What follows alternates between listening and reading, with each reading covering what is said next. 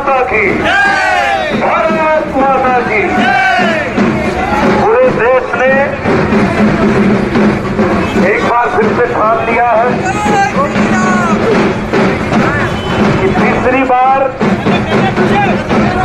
इस देश के यशस्वी प्रधानमंत्री नरेंद्र मोदी जी को फिर से प्रधानमंत्री बनाने जा रहे हैं।